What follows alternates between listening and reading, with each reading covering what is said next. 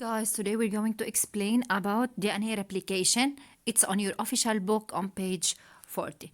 Let's start first by a quick revision about the cell cycle, which is composed of interphase and mitosis. As you can see here, we have a mother cell. This initial cell is a diploid cell that contain pairs of chromosomes. We have 80 chromosomes. So هيدي السل it's a diploid cell فيها 2 unequal 8 chromosomes. When this cell undergoes mitosis, it will pass through 4 stages: prophase, metaphase, anaphase, and telophase. So that mitosis will end up by giving 2 identical daughter cells. هالدaughter cells كل وحدة منهم it contain the same chromosomal set لأنه as we know during mitosis there is an equal division of the chromosomal set. بس هون الدaughter cells كله each one will contain 8 single chromosome. طيب, what should happen if these 2 daughter cells will undergo another mitotic division? What should happen is DNA replication. The single chromatids should duplicate into, or the single chromosomes should duplicate into double chromosome, and this process is called DNA replication. Now, 3 hypotheses were suggested for DNA replication. Hypothesis 1 stated that DNA replication can be dispersive. Hypothesis 2 stated that DNA replication can be conservative. And hypothesis 3 stated that DNA replication can be semi-conservative. We're going to explain each hypothesis now in this figure. I'll start by the first one. Hypothesis 1, DNA replication is dispersive, which is this case. If DNA replication is dispersive, and in this method of replication, the 2 strands of the mother cell, they are colored by blue, will break at several points, resulting into several pieces of DNA. Each piece replicates and the pieces are reunited randomly. So we have a random union of the DNA fragments. Now, hypothesis 2 stated that DNA replication can be conservative. In this method, or if DNA replication is conservative, the 2 DNA molecules will be formed. The 2 DNA molecules that will be formed, one molecule will have both parental strands, and the other contain both newly synthesized strands. And hypothesis 3 stated that DNA replication can be semi-conservative. According to this method, both strands of the parental DNA will separate from each other. Each old strand, I'm talking about the blue ones, each old strand synthesizes a new strand.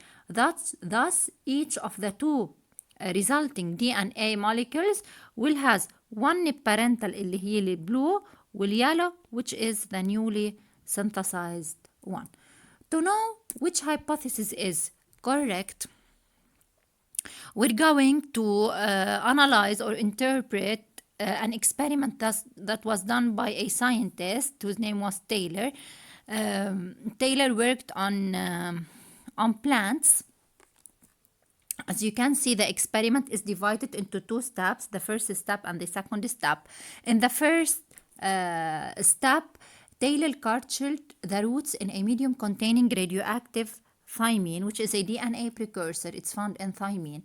And this permits the observation of the chromosomes of which is composed of 2 radioactive chromatids. So as you can see, when he cultured the roots in a medium containing radioactive T, chromosomes, or the double chromosomes, they show 2 radioactive chromatids. So the results here indicate that the new DNA is introduced in both the chromatids of a chromosome. يعني بكل chromatid نحن بين هالكروموسومات we have a new DNA that contains radioactive T. While in step 2, the culture of roots of the previous medium that have already incorporated radioactivity in a medium lacking now the radioactive T permits the observation of chromosomes, each of which is composed of 2 chromatids.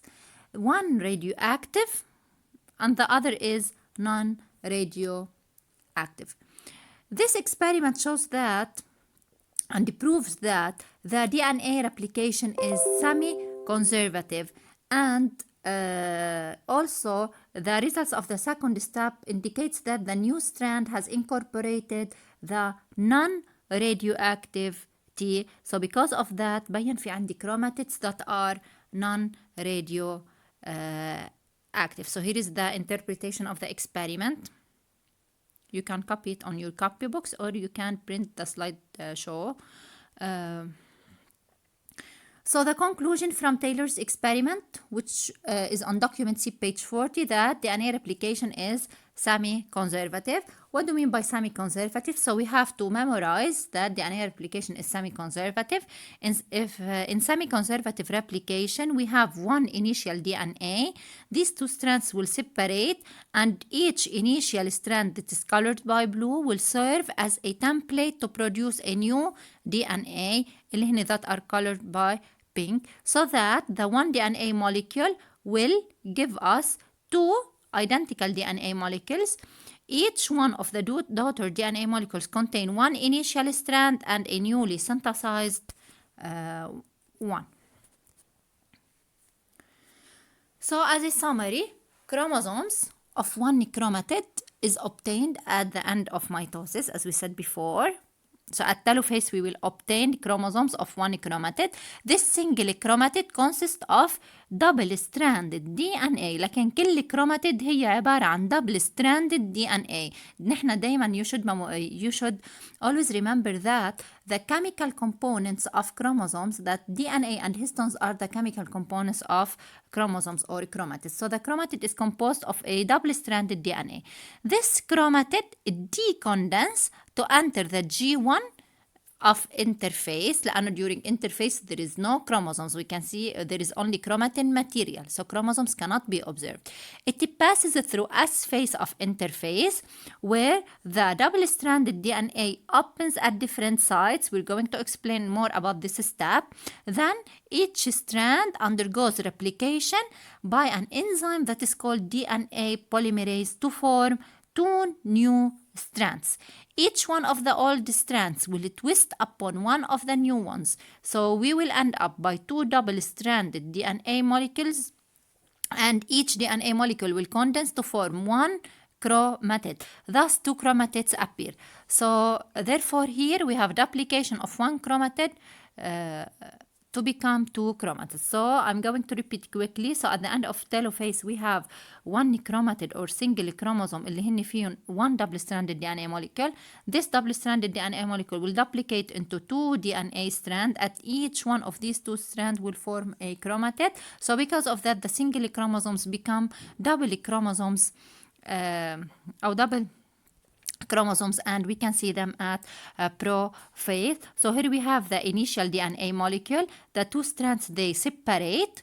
We say that they unzip or unwind or they separate, and the DNA polymerase will add the complementary bases or will synthesize two daughter DNA molecules. Now, for replication to start, it doesn't start at any point. We have specific chromosomal sites for replication, and this is called the origin of replication. This step is called the initiation. So it is the first step of replication that is called initiation. So replication is initiated at specific sites.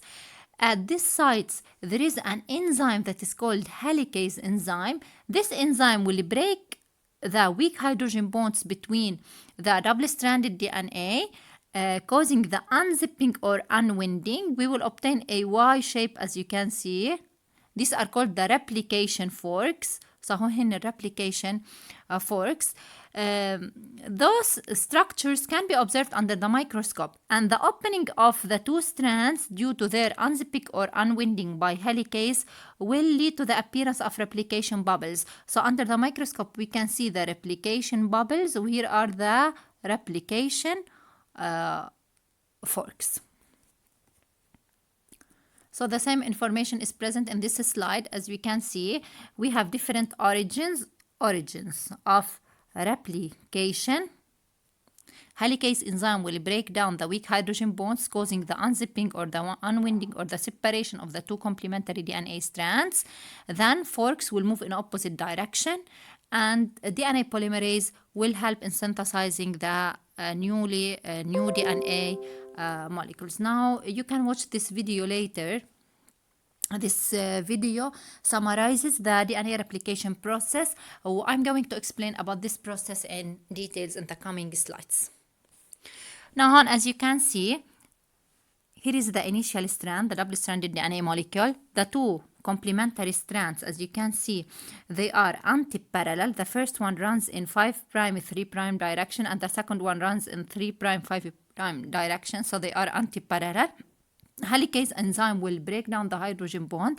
The two strands will separate. Now, the most important information here is that DNA polymerase only add complementary bases in 5', 3' direction. So, because the strand that is colored by blue is in 5', 3' direction, how the DNA polymerase will synthesize its complementary one in a continuous manner, and this strand is called the leading strand. Whereas in the second strand, DNA replication occurs in a discontinuous manner, and it is called the lagging strand. So here is a summary. So I'm going to repeat. We have the double-stranded DNA molecule, which is called the initial or the parental DNA. The first step includes the unwinding or the unzipping or the separation of the double-stranded DNA molecule. The two strands will separate due to the action of helicase, which breaks down the weak hydrogen bonds between the two complementary DNA molecules. Then certain proteins that are the semicircles that are colored by pink, that are called single strand binding proteins, they bind to the DNA and they stabilize the unwound parental DNA. Then replication will start. So the DNA polymerase will use the templates اللي هن ال two strands of the initial molecule, how بنسميهم templates, to synthesize new DNA molecules that are colored by light blue. Replication occur in a continuous manner from 5' to 3' direction in the leading strand. So the replication is continuous, and the DNA polymerase will add bases from 5' to 3'. Whereas in the second strand, which is called the lagging strand, RNA primers are added by an enzyme that is called primase. Okay, and here replication occurs in a discontinuous manner. Then DNA polymerase will synthesize short DNA fragments that are called Okazaki fragments. وهون كمان السynthesis عم بيصير بال 5', 3'. So عكس leading strand. Then, after the RNA primers are replaced by DNA by another DNA polymerase, it is not shown here in this figure, ligase will come and will join different Okazaki fragments, so to end up by two DNA molecules from the initial one. So as you can see, each one of the obtained DNA molecule contain an initial strand and a newly synthesized one, an initial strand and a newly synthesized one. Now these slides represent the summary for the process of DNA replication, or the same information also is present in the video. Just note that the production or DNA replication necessitates energy. So here are the Okazaki fragments. So as you can see in this slide, we have an initial DNA molecule. Helicase come, it breaks down the two strands, the hydrogen bond, the two parental strands will separate or they will unwind due to helicase. بعدين بتجي ال polymerase enzyme to synthesize complementary ones that are colored by orange. The synthesis of these complementary strands occurs in a continuous manner in the leading strand and in a discontinuous manner in the lagging strand. The process will end up by two daughter DNA molecules that are identical, and these daughter DNA molecules, each one of them has an initial strand and a newly synthesized one. So because of that, we can say that DNA replication is semi-conservative. Now, as a summary, so we have an initial strand. So this process occurs in interphase where chromosomes cannot be observed. The genetic material here is in a decondensed form, which is in the chromatin form. Okay, so each chromatin is هو عبارة عن double stranded DNA molecule. During interphase, what happens is the duplication of DNA. As you can see here, complementary nucleotides are added, G with C and T with A and vice versa, by DNA polymerase. During S phase, so during S phase or during synthesis phase in interphase, the DNA polymerase will add complementary bases. The process will end up by obtaining two daughter DNA molecules. These two daughter DNA molecules are exact copies. If I'm going to compare the sequence of nucleotides, they are identical, and also they are identical to their initial strand. As you can see, each daughter DNA molecule contains an initial strand and a newly synthesized one. So an initial strand and a newly synthesized one. Always remember that replication is semi-conservative. And in semi-conservative replication, the daughter DNA molecules that are obtained will each contain one initial strand and a newly synthesized one. So at the end of S phase, the one chromatin اللي هي عبارة عن one DNA molecule will duplicate to become two identical chromatins اللي هن two identical DNA molecules. Now, if this cell which contains this chromatin material want to undergo mitosis, condensation of this chromatin اللي هن that have duplicated will become to obtain a double chromosome. So because of that, we always say that, أو انتوا دايما بتعملوا labeling, you say that these two chromatids are identical. So هلا صرنا نعرف why the two chromatids of a double chromosomes are identical. لأنه هن they come from DNA replication, during which one DNA will give two exact or two identical copies of DNA. So kill DNA will form a chromatid. Now the last slide, it represents a summary for the replication and cell cycle. Here we have a curve. We have studied before about this curve, but this curve represents the variation in DNA amount per chromosome with respect to time during a cell cycle. I'm going to start by G1. During G1 phase, بدنا نتذكر نحن دايما إنه during G1S and G2 in interphase, we can never see the chromosomes. We have a chromatin material, and because of that, I have represented the genetic material in a decondensed form. So in G1, I have one DNA strand, so one chromatin اللي هو عبارة عن one DNA, and we have one X amount of DNA inside the cell. In S phase, there is synthesis. As you can see here, these are the replication bubbles. Okay, so we can see the replication bubbles. At the end of S phase, هون خلاص انتهت replication. At the end of S phase, the single chromosomes أو the one DNA molecule هون have duplicated to give two identical DNA molecules. وكمان هون we have chromatin material, and due to duplication the amount of DNA also doubles. So the DNA amount doubles during interphase. Now, at the beginning of mitosis and at prophase, the chromatin condenses to become chromosomes. So at prophase we have double chromosomes. At anaphase the chromosomes are single لأنه at anaphase the centromere divide and sister chromatids will move to opposite pole. And at the end of telophase, the single chromosomes will decondense to then form the chromatin material. Thank you.